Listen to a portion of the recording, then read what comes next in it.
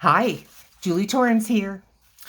I've got a stack of papers that are primarily papers that they were wrapping things, Amazon and whatever. And it's kind of my version of tea dye or coffee dye paper. I've got a stack of neutrals and I have my book. This is my just started masterboard book. I'm going to be working in this, but I've got questions, lots of questions. So I thought, let's just work on this. And I'm going to start by putting plain on the back of this side so that it could be potential writing space. And then on the other side, I'll be putting the decorated because I need masterboards. All right, let's get to the questions. And I'm just going to start working on here. Whoops. I'm going to start working on here. Say that again, huh? And let's get going. So the first question, how long have I been on YouTube? There's a perforation here. Let's just go with that. I've been on YouTube now, as of this month, 2 years. So, time has gone fast. To tell you the truth, the time has gone fast. But my channel has been doing videos, tutorials, what have you, 2 years. So, let's see. I'm grabbing the started. Yeah, I guess they both feel pretty full. I don't want to start a new one. Isn't that awful? What a way to start a video. Oh, I bet this one. Yeah, there's the new one. Okay, set that back. Okay, so 2 years. Is it too late to start a YouTube channel? Well, of course, my first question is, what's your topic? But then my second thought is, it's not too late to start any YouTube channel. It really isn't. Because there are people starting, I want to say, by the thousands. I know for sure by the hundreds. But they're starting every day. Every day. So, is it too late? No. Your topic. Have your topic be something that you are passionate about. Something that you can do, like me, 2 years, and enjoy. Because if it's a topic that you can think about, oh, I could maybe do about 5 videos on this. Okay, that's not enough. That's not enough. So, if you're going to get started, I can only tell you how I got started. And then you kind of have to take it on your own from there. But what I did was, there was a woman, I don't think she has a YouTube channel anymore. A totally different topic, a business topic. But she talked about what was called an orbit. An orbit is when you put out a video every day, 365 days. Your birthday, Christmas. Now, it doesn't mean you've got to be creating YouTubes every day. You just have to be ready to have in your that it's going to be published. You're going to have something go up on your YouTube channel every day for a year. I knew I could never keep that up. And so I didn't want to. I didn't want to feel like a failure right out of the gate. So I decided I'm going to do a video every day, have it published every day for a month. And I did that.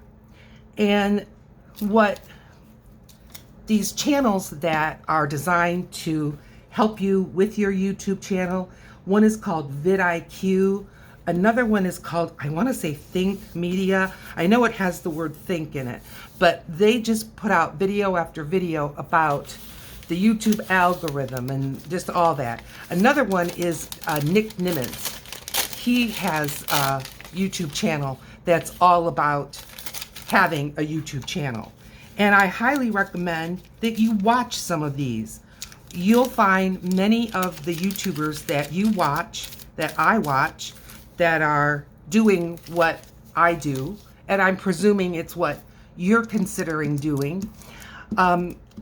These people have recommended these even before I started. And go ahead, if you're thinking about it, watch a couple of those. Get more than one opinion, but watch a couple of those and just see, because they have them titled, How Do You Start a YouTube Channel? Check them out because they can help you a lot. And they still help me now. If nothing more, they're encouraging. They're very encouraging and, you know, don't give up and that kind of thing. So that is my, do I think it's too late for you to start a YouTube channel? No, I don't. But be sure you're picking a topic that you can maintain for a while. Think in your mind, maybe, I would say at least 20 YouTube videos that you could put out right now, enjoy doing it, and then, you know, take it from there. What do I wish I would have known before I started a YouTube channel is what I'm assuming they mean. What do I wish I would have known before I got started? Couple of things. Editing is one. I wish I would have done more research, maybe even more practice on editing. It does make a difference. I have noticed categorically, with very few exceptions, there are exceptions, but very few exceptions, where people who are a success, and when I say a success, I'm saying where you get your 1,000, that's your first milestone. Get your first 1,000 subscribers. Those people edit. Now, like I said, few exceptions, there certainly are, but it is something that I wish even today, I wish I had more knowledge, better knowledge on how to edit these videos. Even if it's just cutting out the parts that you don't want in there. Like I think about times when there's maybe a supply that I forgot and I had to go run get it, or when I made a mistake and I wish I didn't have to start over, but I could just continue on and cut that mistake out, that kind of thing. I think you'll find it beneficial if you learn some editing. And I wish I would have known more. I wish I knew more about it now. Is it difficult? Not really. But I think part of my problem is that I didn't have a strong desire to learn it. And I have a stronger now desire to learn it. There is some very basic editing that is available right on your YouTube when you upload. When you start a YouTube channel, you'll be given access to what's called the YouTube Studio. And that's where you do a lot of your communication with YouTube, and they communicate with you, just having to do with being a creator. It's not really a secret, but I certainly didn't have access to it until I published my first video. So it may just be that I didn't know how, I don't know. But with that YouTube video, with the YouTube Studio, you are able to do some editing. Here's the problem with it. It's not hard. It works. But, you know, one of those big buts you got to pay attention to. One of the things about editing is that I like that it shortens my videos. So if I would chop out a part that is not desirable to me, that I just as soon not have in the middle of my video, like dry time, using the heat gun, that kind of thing. When you edit that out on the YouTube, I'm thinking and I'm tearing, and I'm sorry, I'm kind of choppy. When you use it on the YouTube Studio, it doesn't decrease the amount of time of your video. If you started out with an hour video and you take out 5 minutes, then it's still there. It's just that the people don't see it when they go to watch your video. When you use other editing software, it's gone. That space is taken out. So you can take your 1 hour video and reduce it down. Now, if you have an Apple computer, if that's what you're going to be using is an Apple format, the people that I know that use Apple formats, they use the editing software that Apple provides, and it seems like they get a quicker start. So I don't have Apple. I have an Android phone and I have a PC laptop. So I don't have that. Now there is free editing softwares. Some you can use on your phone, some that you can use on your computer. Again, I can't tell you if that is true for Apple. It is for Android and PC. So it's just something you're going to have to look into. But just because you want to edit, it doesn't mean that you're going to be spending a lot of money on editing software. There's very reputable, fine, free software out there. Most of the free software, they want you to add on to it more features, and that's where the buying comes in. You don't have to, though. You can honestly do what you want to do. So editing is one of the things that I wish I knew more of, still wish I know, and I would recommend learning, at least watch a few YouTube videos on editing. And it doesn't have to be complicated, but it will help you for a lot of reasons. And people get that first 1,000 subscribers quicker, from what I observe, with videos that they've edited. Okay. Are there still surprises? Yes, there's still surprises. Okay, so this is the first masterboard, and I'm using a catalog. It's a clothing catalog. I picked it because the pages are matte, and it's a heavier paper than what you often see. So this side is going to be the decorated side. So I'm going to switch gears. I'm going to put this type of paper down, and I'm going to bring up some book page. Okay, so surprises. One of the reasons why you're going to have surprises is because YouTube continues to change. Over the course of my 2 years, for instance, shorts. There were not YouTube shorts when I started my channel. If they were, it was certainly in its infancy, and I didn't know much about it. I mean, I wasn't seeing it. There was TikTok, but YouTube did not have, when I started, that platform ready to go yet. It wasn't long after, but I might have been 6 months, I would say. It sure could have been, and it's where YouTube has put a lot of their time and attention, and it's just there. So, that was kind of a surprise.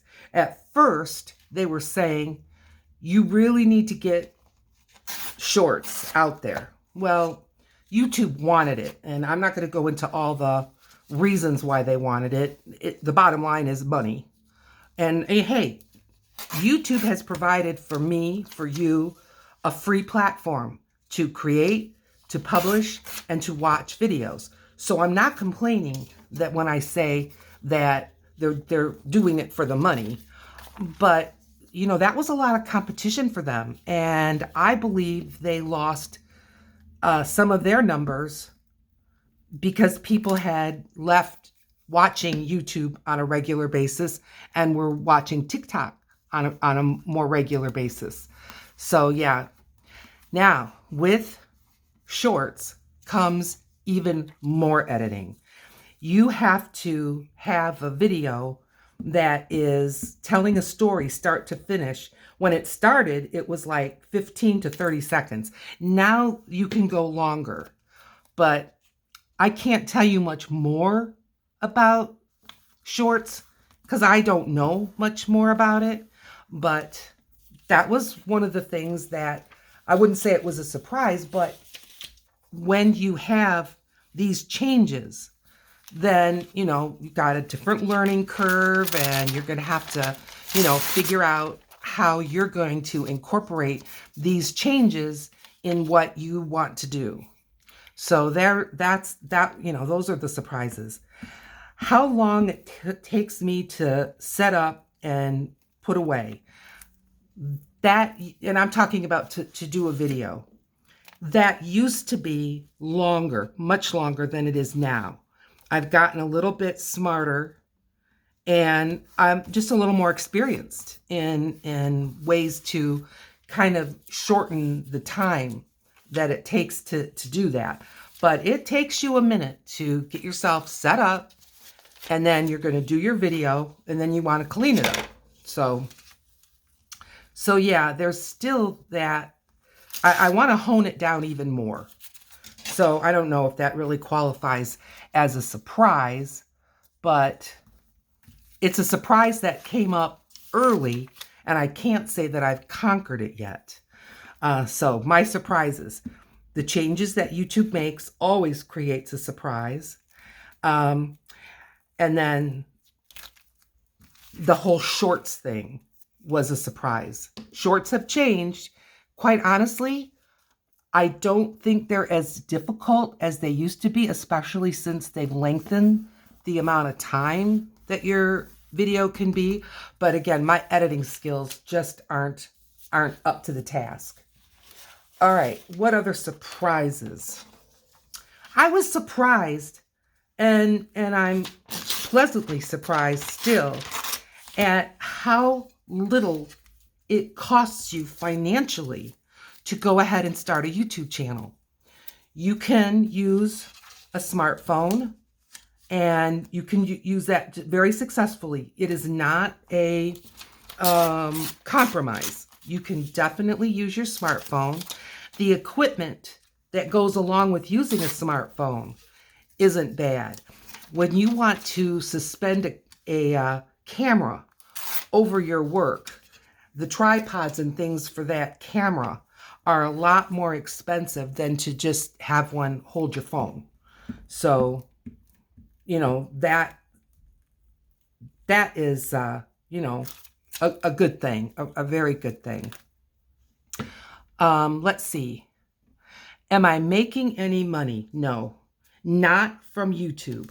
You're not gonna make any money till you get that 1,000 subscribers. And then I can't speak from experience, obviously, but I don't think it's a whole lot for our topic. The different topics that you have provide you with different amounts of money you get per click when someone clicks on your advertising. Now, that being said, YouTube used to let you pick where the advertising would go, as well as pick, do I want advertising or don't I? No more. You are going to have advertising. I am not monetized. I do not have 1,000 subscribers. There is advertising involved with my videos. My only experience, and no one has told me any different, is that at the start of my videos, there's an ad. I've not seen nor heard about having ads in the middle where my video stops and then there's an ad and then my video picks up again. But as of now, my understanding is creators can only say, yes, I want ads, or no, I don't want ads. I think you will still have ads at the beginning and at the end of your videos. But if you say, yes, I want ads, they're going to appear in the middle of your videos. How it works beyond that, I don't know. The last that anyone talked about that online on a video that I was watching was Camellia Craft Designs, I think is her channel. Julie is the creator on that channel. And she was saying that after she publishes a video, she can see there's markings where an ad is going to pop up and she can turn them off. So I don't know. I'm just going on hearsay Not saying she's not a trustworthy person. I just don't know if that information is up to date anymore.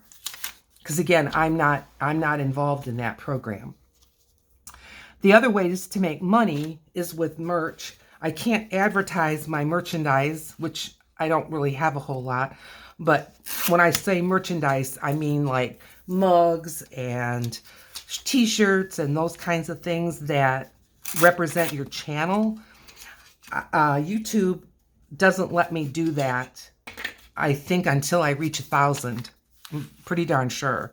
What I do have turned on, but I've not talked about, so, you know, and I know it only shows up on certain platforms.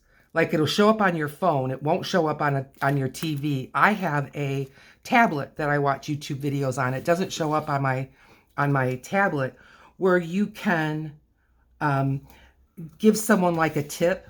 You know, it's just like a super thanks, and I have that turned on. People could do it, but they're not doing it. I've not had anybody click on that. That's fine. YouTube suggested you turn it on, and I thought, well, let's see what it does. So far, nothing, and that's fine. That's totally fine.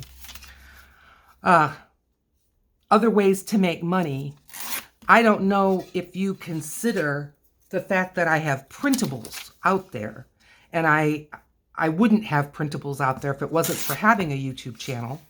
And my printables, which is also called like digi downloads, I wouldn't have those if I didn't have the channel, but they have nothing to do with YouTube in so much as YouTube doesn't know about them. You know what I mean? They're not involved. I'm licensed with PM Artist Studios, and if you want my printables, that's where you're going to have to go to get them exclusively. And yes, I've made some money on the purchases of those. Okay. What do you need to start? Again, it's going to depend on what your topic is, but I'm just going to run with that question, assuming that you mean some type of art, some type of tutorial type of thing. Not as much as you might think. If you have a smartphone that has a camera, you're going to need an arm or some type of a tripod situation so that you can have that phone be where it is you want it to be, wherever you want it to hang or dangle or whatever. An internet. This is a yes and a no. For me, I can't see doing what I do without having an internet connection. That being said, there is a YouTube channel way more successful than me, not this topic, but I'm a survivor, and it's a family that rescues farm animals. They did not have internet, like hardwire internet that they could upload, download, that kind of stuff. They didn't have that at their home. It just simply wasn't available. And so they would go to coffee shops and things like that. They would make their videos all week long, edit them at home, and when they were ready, once a week, they would head out and spend literally hours, sometimes in the coffee shop, sometimes just in the parking lot, and use their free Wi-Fi to do all their uploading. And uploading takes time. So that kind of a business model wouldn't work for me, but I do believe it works for people beyond them. I'm sure it does. So when I first started doing my videos, the internet that's available to me that I had, the uploading times were horrendous. For me to upload a video that is an hour would take 6 hours, 8 hours to upload. But my internet provider has upgraded that feature, and so now I can easily upload from home. That being said, what did I do in the meantime? Well, I was making my videos at home, and then I was going to the library, and I could upload an hour-long video in about 15 minutes, which I could keep myself busy at the library very, very easily. And I did that for, I'd say at least 6 months, and it was probably longer than that. Okay, so now we've got a sheet that's ready for decorating. And now I'm going to go back to putting on here what would be hopefully a space that a person can use as writing space. So writing space time. Let me grab that paper. Okay. So what do I need to start? Internet somehow. Doesn't necessarily have to be attached to your home, but you need a reliable internet space. You need a designated space. Again, if you're doing it like me now, if you're walking around stores and all that kind of stuff, that's a whole different animal. But if you're sitting at a desk or a table and you're doing your craft or making your tutorials, you're going to need a designated space to do it. And when I say designated, you want it to be quiet. You do not want dogs barking. I would think you wouldn't. You wouldn't want children running in and out, although Marry Me Small Art has her children all over her videos, and she's much more successful than me. I would find that distracting, but maybe that's because I'm older. I don't know. You want a quiet place that you can sit for however long you plan to have your videos be, and that you can do that, fairly uninterrupted. I do not have a designated room here where I live. I'm in a one-bedroom apartment, and my setup for where I do my YouTube videos is part of my living room. But I live alone, so it's, I'm not in anybody's way.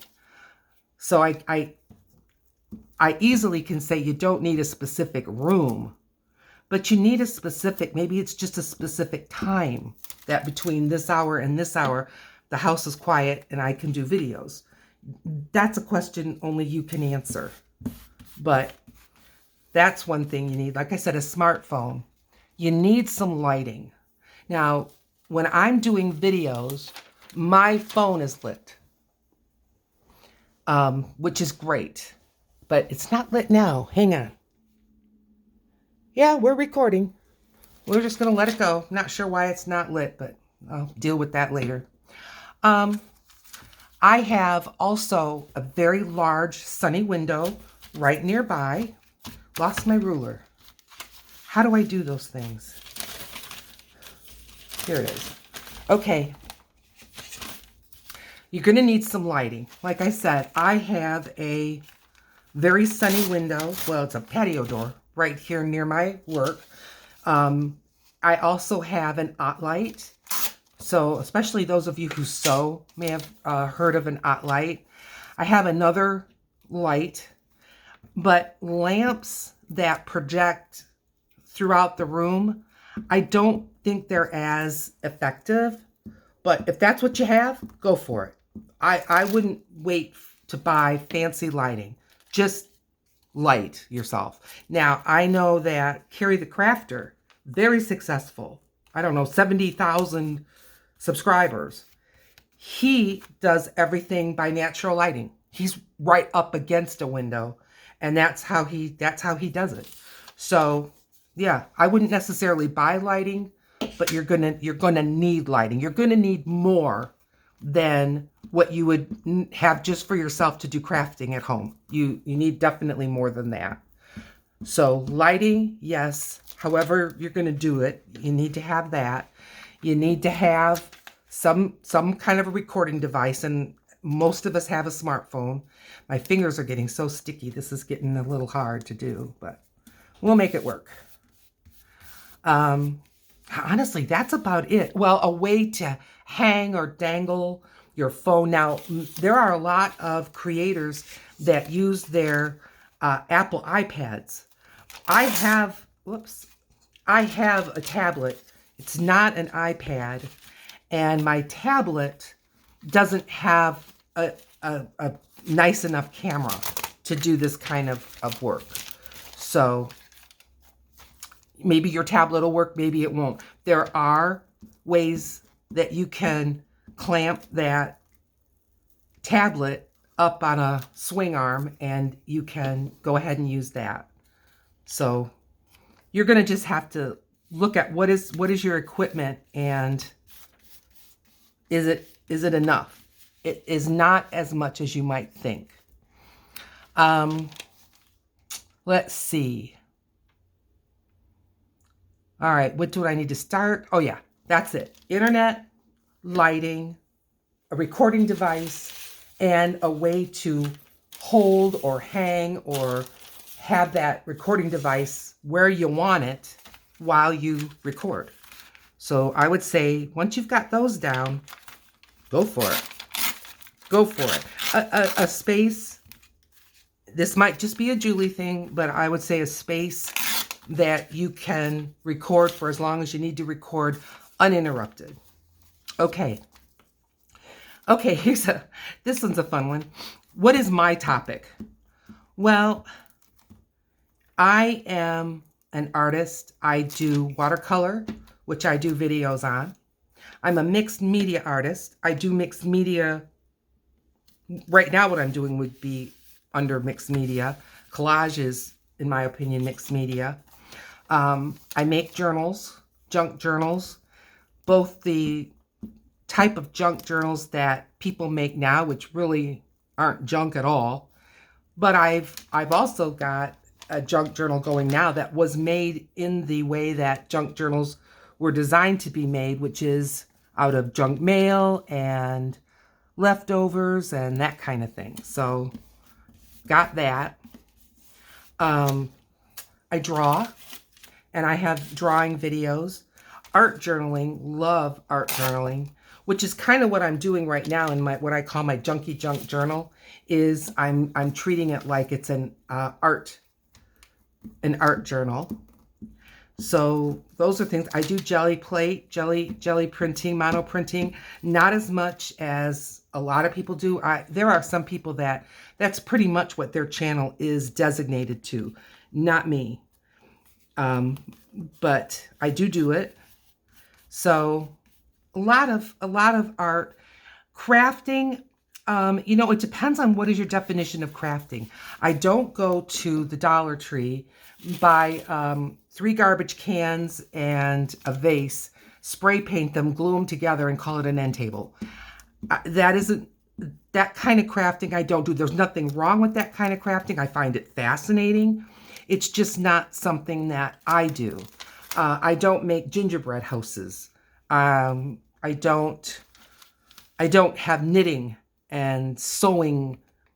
I do sew in my journal making, but I don't have my sewing machine set up, and I certainly don't think quilters or those types of artists would be interested in my sewing. I know they wouldn't. So I guess mixed media would be number 1, and I guess watercolor would be number 2 if I have to come up with a specific title for what it is I do or what is my topic. How much time does it take me to set up a video? Depends, of course, on what it is I'm going to be doing, but I have gotten smarter with it. For instance, when I'm set up for watercolor, I may do 3 in a row watercolor videos. I may not publish them all in a row. When you go to publish a video, you can schedule it. So I could schedule just 1 a week for the next 3 weeks of watercolor. So again, what is the setup time? Well, the initial setup time is probably about 15 minutes, but then for the next 2 videos, it's nothing, because I'm just keeping going. I've got all the supplies ready to go, and I just keep going with that. So, again, it depends. The setup at first almost took me as long to set up as it did to create the video. So if it was an hour-long video, for me to take an hour to get that set up, that was not uncommon for me. But I've honed that down considerably. If I have to come up with a number, I would say 15 minutes to set up. Now, that also is dependent on not only what I'm doing, but did I clean up before? Which I do tend to clean up, because again, this is in my living room. So I do clean up between sessions, between video sessions or just crafting sessions. Every bit of crafting or art that I do is not always on a YouTube video. Most of it is, because I also have a full-time job outside of all this. So the time I have left to dedicate to both crafting and to making videos is limited compared to people who are just, YouTube is their full-time job. Okay, just a couple more pieces for this. I hope I answered how much time. Let's see. Is it expensive to keep up? To keep up YouTube? No. YouTube is free. So I never pay YouTube anything. And it's not that I'm magic. YouTube creators are not paying YouTube to create. Now, you know, some people pay to have their videos edited. Some people pay or have paid for like an intro, you know, where you see the same thing with maybe a person's name and some music and that kind of thing. YouTube has recommended kind of getting away from that. They're like, you need to be doing whatever you're going to be doing within the first 30 seconds or people are going to tune out. And I think that that is true. So I haven't invested in that. You know, all depends on what you plan to do, really. Okay, time to switch gears, switch paper, and let's go. Expensive to keep up. I'm still on that question. One of the things that is art supplies. I started out with a good number of art supplies, but of course I'm using them up faster than I ever have before. So it's more expensive than if I didn't have a YouTube channel. I'm sure I wouldn't be going through some art supplies like I am, but I'm also continually looking at art supplies. I mean, when I go to Aldi for groceries, I'm looking for art supplies. I mean, you never know. You never know. I know that Aldi's has had some different types of art supplies, especially around the holidays. So I guess they're thinking that people are going to be using art supplies maybe to make their holidays or as gifts at the holiday time. But yeah, I'm always hardware store, anywhere I go, I just glance around to see, is there anything here I can use? Now, maybe that's the collage mixed media side of me. I don't know. I'm sure that if you're thinking of a strictly oil painting channel, I don't think you're going to find anything much at Aldi that's going to help you, except for maybe paper towels and things like that. So yeah, is it expensive to keep up? I have to have an internet connection, and that runs me about $60 a month. And I think I would have that even if I didn't have the channel. I'm sure I would. I'm sure I would. So is that an expense? I guess that's only a question that you can answer yourself. All right, let's see. Do you need a dedicated craft room? We kind of touched on that. No, you don't need a bedroom that you are going to say is strictly my craft room. You don't have to have it. Is it nice? Of course. Is it helpful? Yes. But if it isn't doable, it's not necessary. I would not wait to start your YouTube channel to when you can empty a bedroom or empty the basement or wherever you're thinking about doing it. I will caution you, if you're doing this in a basement, you're going to be investing a little more on lighting than if you have daylight. I'm just throwing that out there. I know the Frugal Crafter does all of her videoing in a basement room. And she has shown her setup more than once.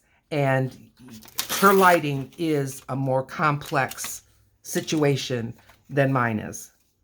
And I would suspect anybody who is making videos and is not in a basement but has daylight available to them. So there's that. You know, the other thing you're going to want to think about when it comes to a designated space is, besides that, hopefully you're not going to run into interruptions, is if you always have to clean up a space as if you don't do crafting on it. Like if it's your dining room table and you feed your family of 4 or 6 every evening, I think that would be harder. If you can designate a space. Now, I've got a friend, she's not a YouTuber, but she certainly does a lot of what we do. She does everything on a coffee table, but she doesn't have to clean off her coffee table every night. She can leave a project, even if it's just leaving it to dry. She can leave a project out from yesterday to today and then pick up where she left off. I think that is very helpful. But if all you have is your dining room table, and while your kids are in school, you can snap your phone to a chair and start working on your table, you're going to be fine. It can be done, definitely. Let's see. What are my future goals? Well, to get that 1,000 subscribers, and it's not just because I want to get monetized. As a matter of fact, from what I have understood from other people who create videos similar to mine, in that, you know, it's this genre is what I'm comparing to. What you get once you're monetized from YouTube is very little, very little. But when you hit that 1,000 subscribers, that's when other things open up to you. There are affiliate programs that if you don't have, now some even want more than 1,000, some want 5,000, some want 10,000 viewers. It depends on what it is that you're putting out there. I do know that there are some people that have got some sponsorships and things like that that do not have 5,000, that, you know, are dealing with art supply companies, Arteza. I know that people have gotten their affiliate numbers or whatever it is you get with less than 5,000 subscribers, and they are reviewing or using Arteza products. So yeah, it just depends. It just depends. But yeah, I want to get that 1,000 subscribers so that I can utilize YouTube more. One of the things that I see in my future that, well, or at least I would like it in my future, but I haven't decided how I want to do it yet, is something like Patreon. Now, Patreon is where you have memberships. So a person is going to be, and you set the dollar amount, $2 a month, $3 a month, and then they have access to the videos that you have designated strictly for your patrons on Patreon. And then there's other perks. People send digital art, make digital art available for downloading. People send things in the mail, you know, postcards or I don't exactly know, because I've never been a patron to someone where they're sending me things, but I only go by when people talk about, well, if you join my Patreon page, you can get this, you can do that. So that's the only thing I'm going on. But they take a percentage of what people have pledged to you. Not a bad thing. Less than YouTube, though. YouTube has a membership program. Whoops, see, I'm sticking. Their membership program takes a higher cut. So out of every $100 a month that you might get, Patreon takes less. Why am I still considering both? Well, if a person is a YouTube member of your channel, they're staying on YouTube. They're not leaving the platform. Whereas if a person clicks away from YouTube and clicks over to Patreon, are they going to click back? That's one thing that in all of the things I studied about anything you do on the internet, once you get a person to your blog, to your videos, to whatever it is you're doing out there, you don't want them to necessarily click off.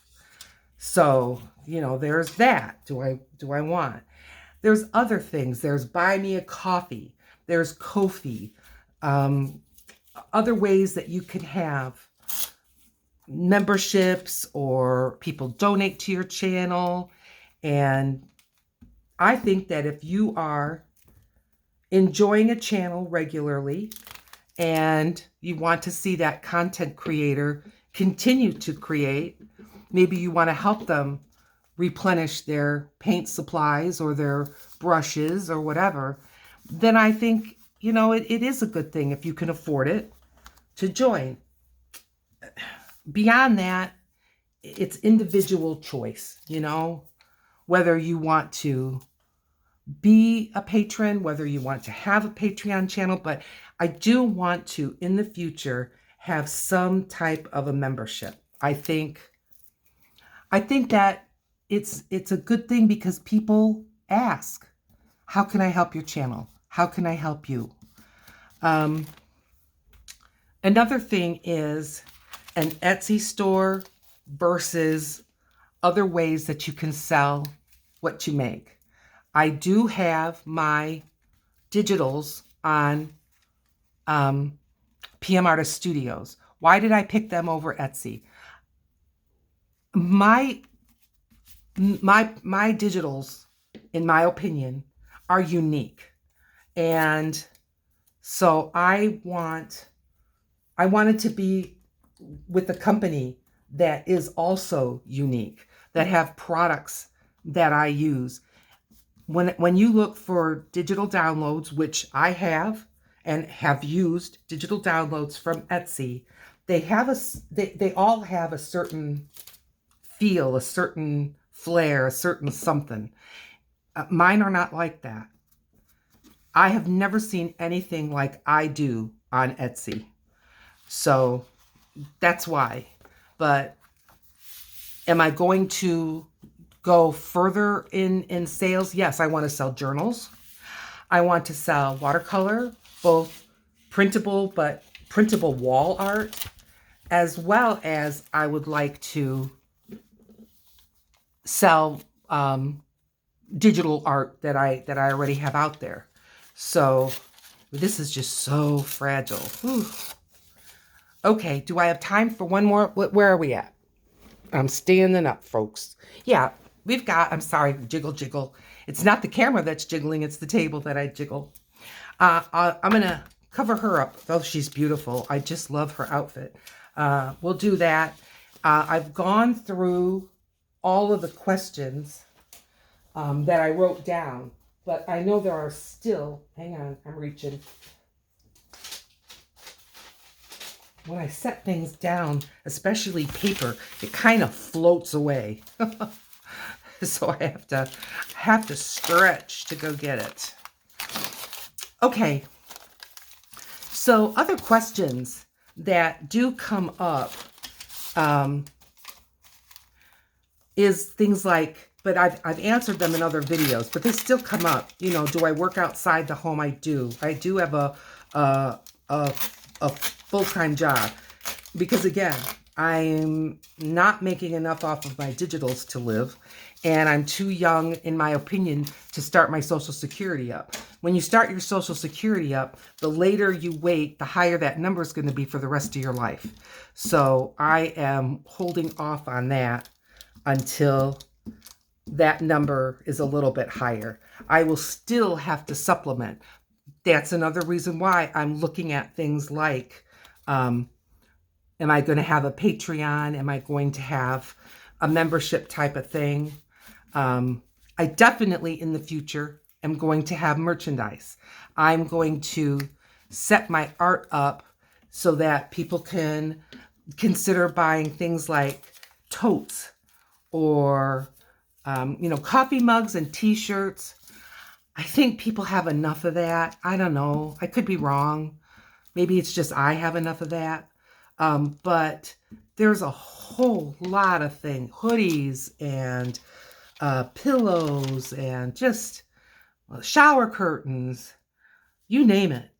So I do think that, well, I know I'm going to do something like that. What exactly I'm going to have. Now, some of the companies that do this for you, oh boy, they, you just put your art up there and then a person can see, what would this look like on a hoodie? What would this look like on a mug? And you can just go ahead and order whatever you want.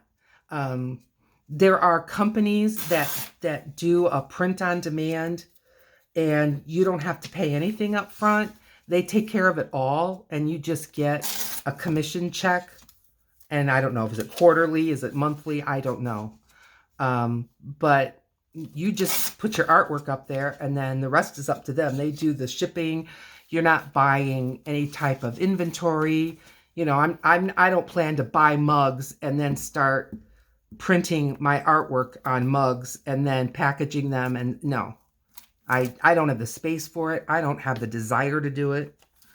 And like I said, if it's not your passion, don't start, because the upkeep on doing something that you really don't love, it's brutal.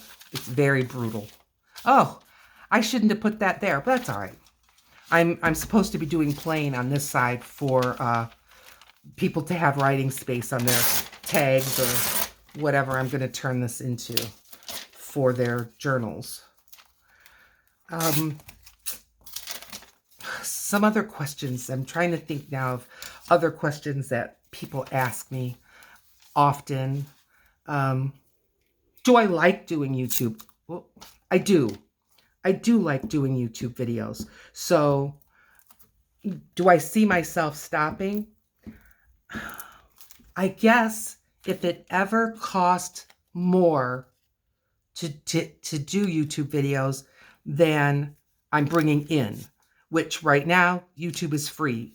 Is YouTube going to be free for the rest of my life? I don't know. I don't know. It seems like when YouTube decides to bring a charge to something, it's on the consumer side, not on the creator side. You know, like you can be a YouTube member and then you don't get any ads. And then those people who are monetized get a percentage of that money that YouTube makes through that program. I don't think it's roaringly successful for YouTube, just based on the things I hear from like Nick Nimmin and vidIQ, but it's certainly enough that they're keeping it up. So, you know, there's that. Not really sure, but yeah, if this hobby, which is really, it's pretty much just a hobby at this point. If this hobby started costing me more than I make, which right now it's not really costing me anything, then yeah, I wouldn't pay for the privilege to make YouTube videos. I guess that's the way to sum that up in one sentence. Have I ever bought subscribers? No. And I strongly recommend against it. YouTube is on to that. And they will shut you down just as fast as they can if you are buying subscribers. At least that's how I understand it. Again, I've never considered it. And I strongly recommend you not consider it if you're thinking of starting a channel. The other thing they don't like is what people call like subscribe, like I'll subscribe to your channel if you subscribe to my channel. YouTube's onto that also, and they will shut you down. And you get shut down on YouTube. You don't necessarily even know why. You're going to have to contact them and find out. But they shoot first and then ask questions later. And I would be heartbroken if YouTube shut down my channel, even though it's not making me any money.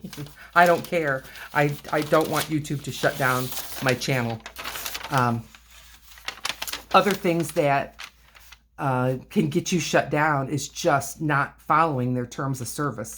And I mean, I don't think any of you would have problems with, like hate videos or threatening videos or things like that.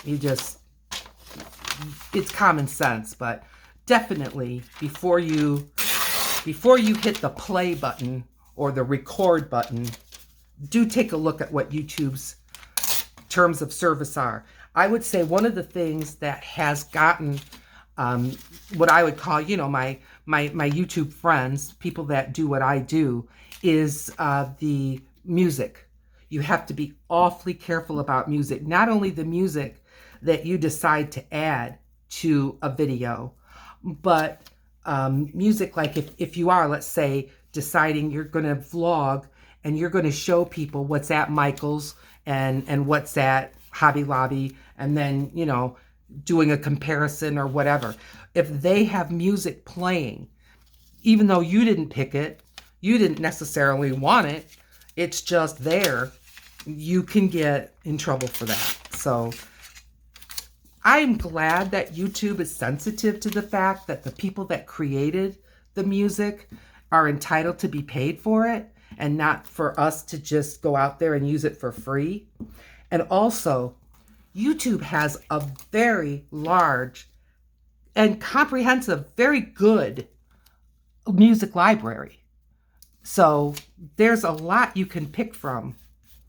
And there's popular music and ways to use that. And then there's just the YouTube library of their very own music. So you're not, taking away from your favorite music artist. YouTube has created the music themselves, but it's fine. It's good.